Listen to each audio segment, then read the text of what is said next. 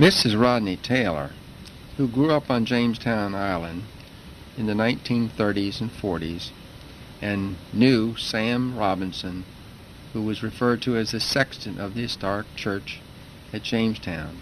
He was originally hired by the APVA about 1935 to serve as a guard at the church and to do light maintenance around the churchyard.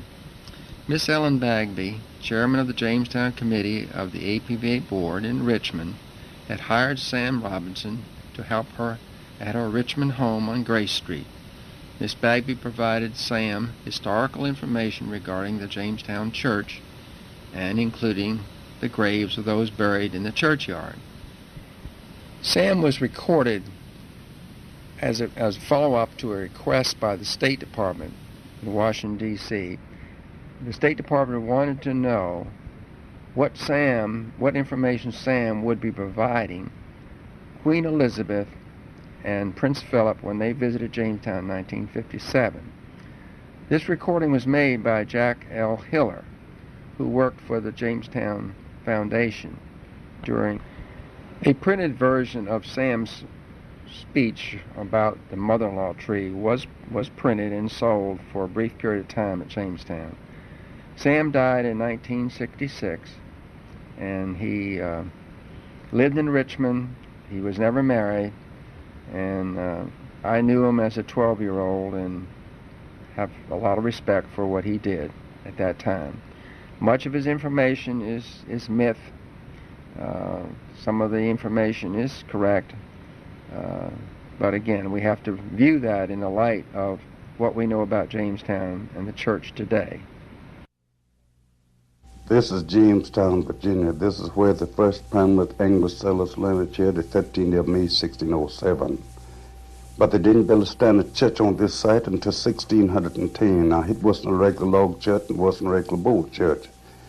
They cut on pine trees and throwed old boards out like they did those old-time garden palings.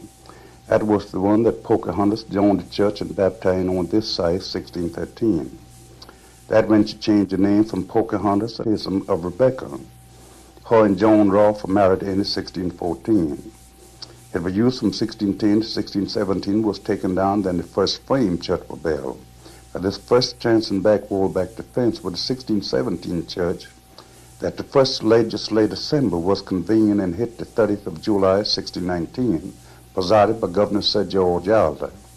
This was the church proclaimed cathedral by King Charles II, but the charter have never been signed. And it was burnt March the 22nd, 1622. That's when the Indians first massed against the colony and killed 350 settlers. That was the year and date that John Rolfe and his third wife was caught 3 miles across the river there at their home and killed by the Indians. 5 years and a day after Pocahontas' death and graves in England, 21st of March, 1617. So rebuild the 1617 church on the same foundation, 1622, used to 1639. It was taken down, then the first brick church and old tower there were built. Now it was ended two burning with the capital Jamestown. The first burning of the brick church and tower with the capital was 1676. That's when Nathaniel Bacon rebelled against Governor Sir William Beckley, and everything was destroyed by fire. They remodeled it back and used to 1698 were burned the third time. 1699 they moved the capital into Williamsburg. It was called the Middle Plantation. But Jamestown was the capital of the colony for 92 years before they moved up to Williamsburg. The wall of this brick church remained standing on those back foundations there from 1698 burning until 1766. They were permitted by the Amblers of Virginia to take the wall of the church down 1766 and use it back there around the cemetery. So that leave nothing standing above ground but the old tower. From 1766 to 1907, on the 300th anniversary of the first Palmer settlers landed here, the National Colonial Dames restored this church here. Now that old tower there, it was 3-story high. They used the third floor of it as a fort to guard themselves against the Indian. But the second floor, the tower and the balcony of the 39 brick church, the servants attend church in here. Now 36 graves in the floor in the church here. Some of these graves contain 3 bodies. said to be families that were killed by the Indians. They was all given a number on church record, but that was destroyed in the three burning. Now this knight's tomb back at the fence here, known to be the only knight's tomb of its kind in America, the oldest record grave known here at Jamestown. Now this tomb was formerly laid on top with brass with the knights and his coat of arms, but the brass was taken off it by some unknown person before they excavated 1901 and dig it up. This tomb was opened 1901. They found bread in there from his coat of arms that were buried in, laid in hounds from his coffin. They have that on exhibit over there to the relic of 34. Now 1619 was called the Red Letter Year of Jamestown. That was the year that 4 events taking place here at Jamestown. 1619 was the year that Governor Sir George Yardley first became new governor of the colony. 1619, the year that he presided the first legislative assembly here, convened here in the 1617 church, the 30th of July, 1619. 1619 was the year that the first shipment of maids and widows was sent over from England to Jamestown for wives for the gentlemen. And 1619 was the year that the first shipment of slaves landed here at Jamestown. And each gentleman that except for wives, 1619, were requested by the king to give 150 pounds of best leaf tobacco for his wife, which best leaf tobacco then was sold at 2.5 cents a pound, making his wife cost him $3.75. And the gentleman couldn't pick his wife 1619, he had to take them as they were given to him.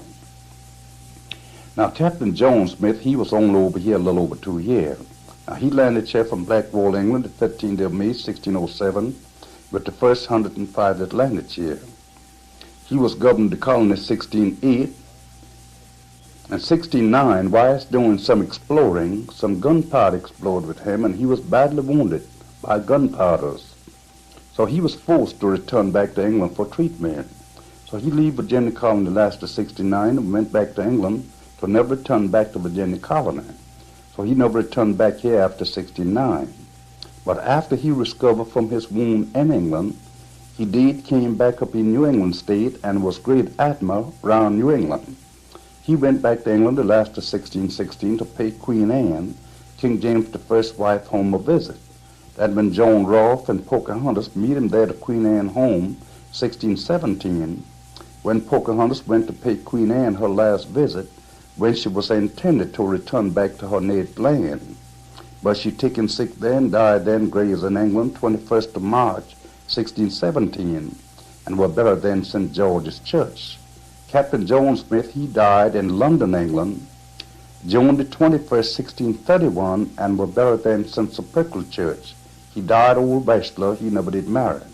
But Pocahontas saved his life here in 1607, and her 12 years of age. When Captain John Smith went up on the Powhatan Creek to the Indian quarters to trade up beads with the Indian to get corn, to feed the starving colony off till the food come in from England. That's when Captain John Smith almost lost his head, when Chief Powhatan had his head on the rock to chop it off. Pocahontas, a little girl 12 years of age, she went and lay over his head and begged her father to save him for her. According to record, by Pocahontas was Chief Powhatan's favorite daughter, and she had thought so much of Captain John Smith.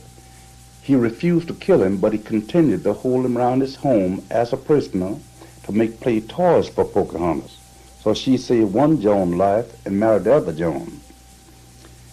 Now Captain John Smith, he'd fight over in Turkey long before he came over here 1607 and cut off 3 Turks' head and came to the king.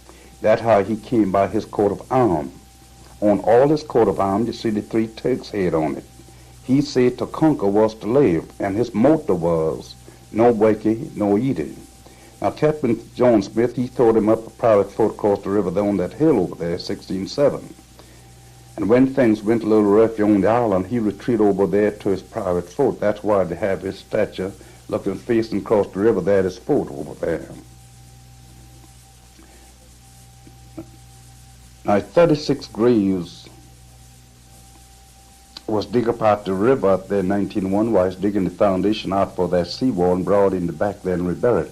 It's known to be an acre and a quarter of the original cemetery straight out. It's now washed away into the James River, and over 20 acres in all of the main land is washed away. Now, this was Peninsula when they first landed here the 13th of May, 1607. But 7 years after landed here, that backwater over there where you cross that little break out from James River and meet the James River out down there 3 miles to Trader's Island. Now, this little fragment tomb here by the wall, and these first 3 tombs here you see here, all these was dig up and open 1901, but was nothing found in or outside of those to identify them.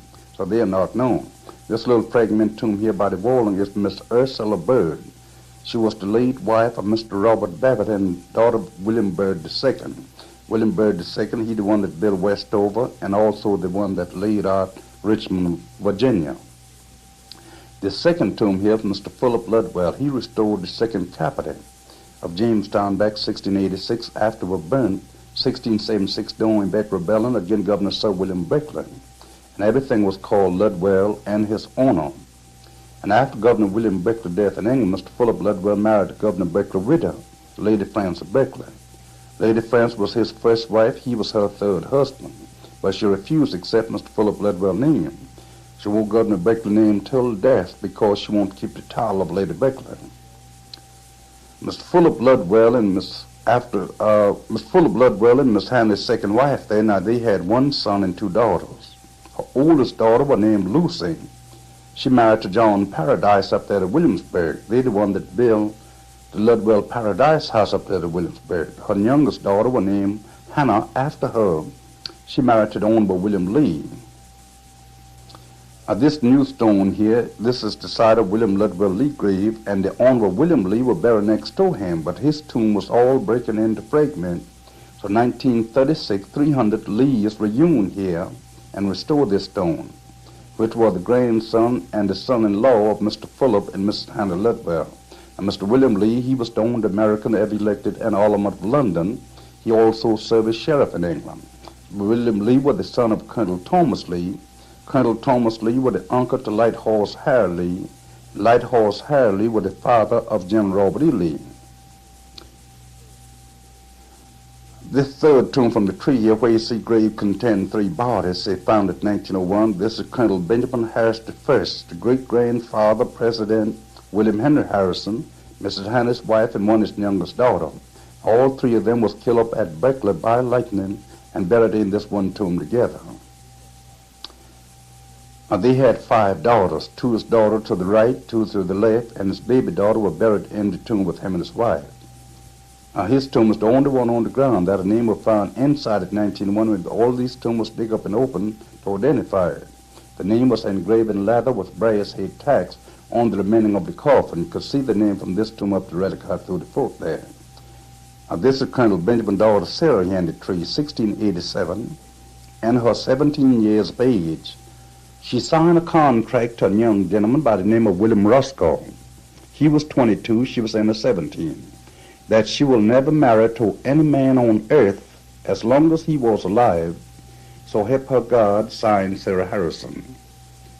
Several weeks later, Miss Sarah met the Reverend James Blair, founder and commissioner of William Mary College. By Reverend Blair being a handsome old gentleman, she broke the contract with William Roscoe and married to Reverend Blair, with Reverend Blair was 38 years of age. In olden day, if a young girl was married to an elder gentleman, it was called a disgrace to her parents. Of course, nowadays in time, it make any difference how old it is, just since they have some money. So Colonel Ben and Mrs. Hannah both objected them marrying and warned them that they will have to marry the Noel, that Reverend Blair was much too old for her, and that she was already engaged to marry to William Roscoe. So she told them won't be anything to keep her and Reverend Blair apart.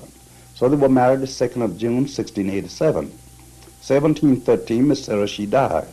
By disobeying her parents in life and marrying to Reverend Blair, against her family consent, they objected her to be buried in the Harrison family plot. They buried her 6 feet away from her family. 1743, Reverend James Blair died at the age of 88, considered old gentleman. He outlived Miss Sarah 30 years. But he consented before his death, 1743, that after his death, that his body be brought from Williamsburg and buried here by Miss Sarah. So he was buried just 6 inches beyond Miss Sarah. Was the stone pin then buried around the 2 graves, 6 inches apart, side by side.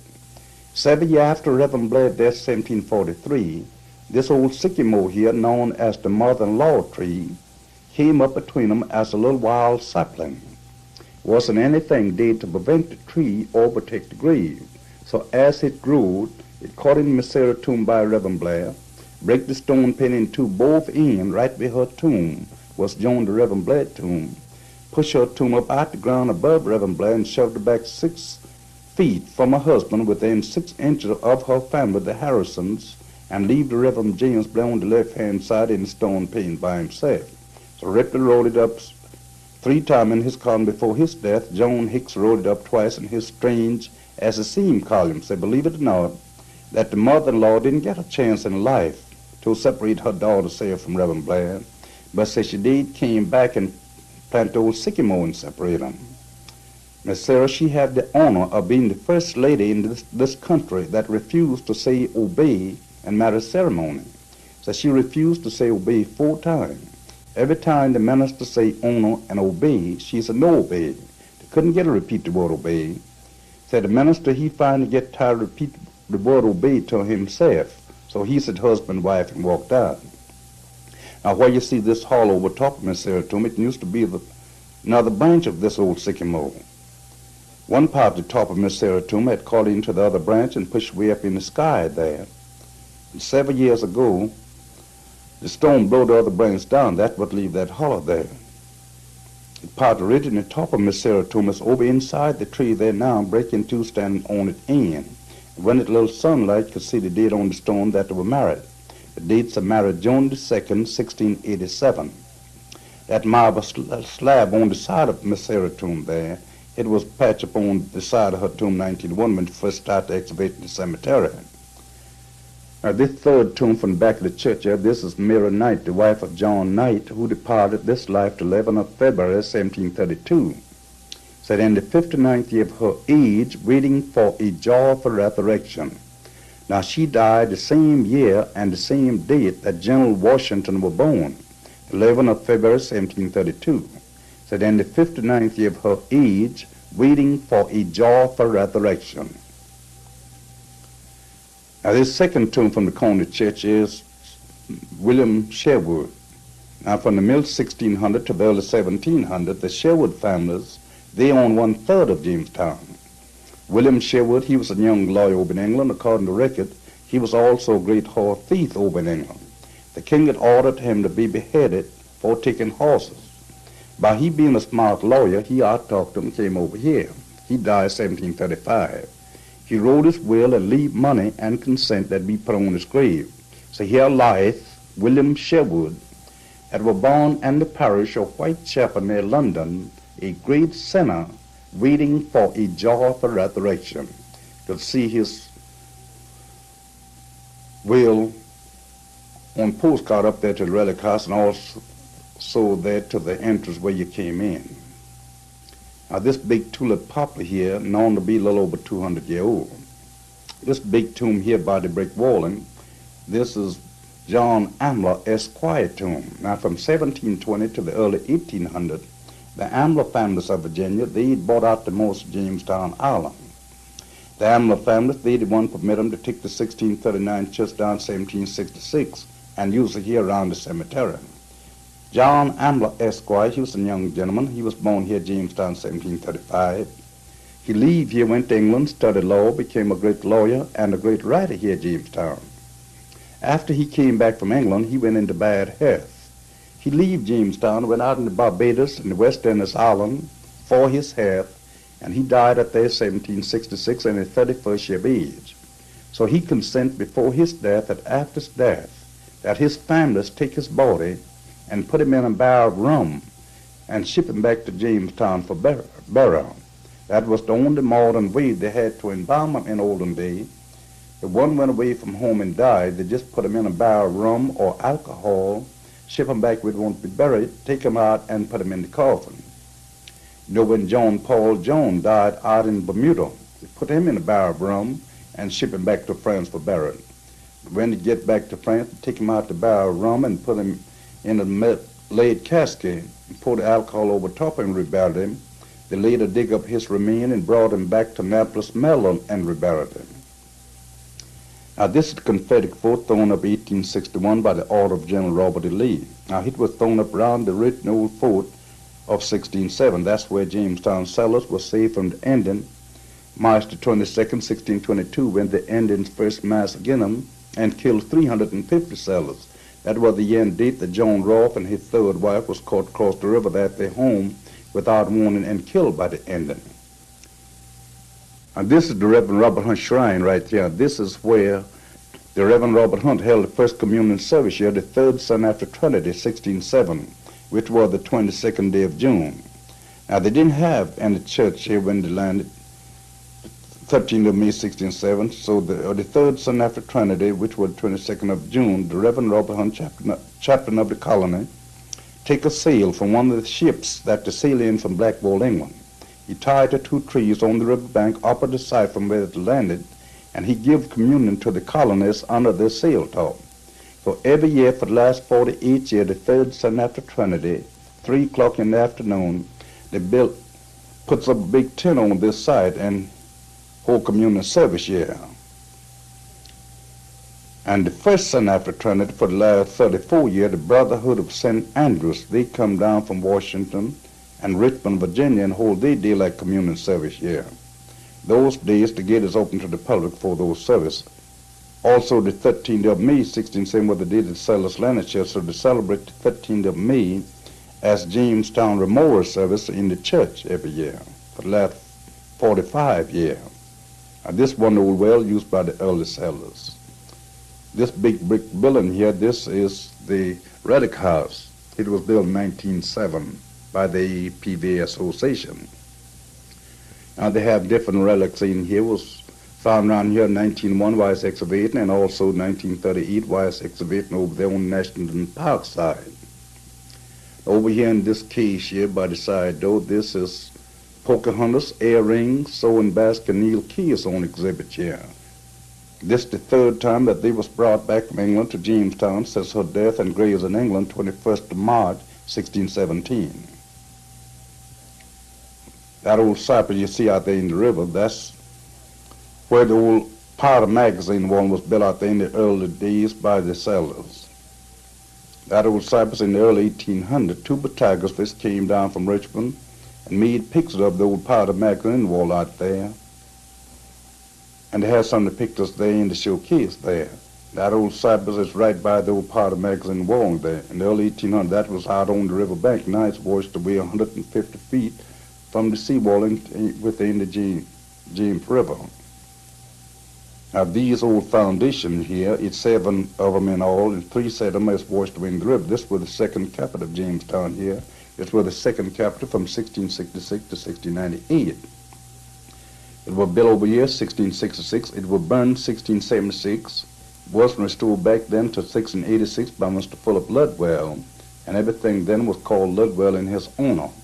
We used then from 1686 to 1698. It was burned the second time on this site.